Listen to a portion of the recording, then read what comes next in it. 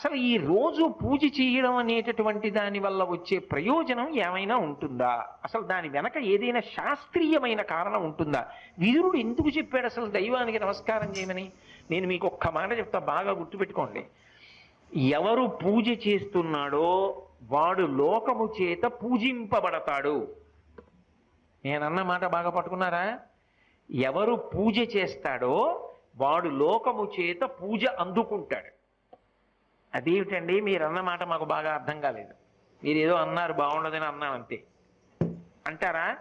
మీకు వివరణ చేసే ప్రయత్నం చేస్తా. పూజ అంటే ఏమిటి? పొద్దున్నే దేవుడి దగ్గరికి వెళ్ళో దీపం పెడుతున్నా, ఎందుకు? ఎవరు భగవంతుడు? చంద్ర సూర్యౌ చ నేత్రే కర్ణావాసా శిరోద్యౌ ముఖవిదహనో యస్య వాస్తేయమద్భిః అంతస్తం యస్య విశ్వం సురనర ఖగో భోగి గంధర్వ దైత్యైః చిత్రం రమ్యతే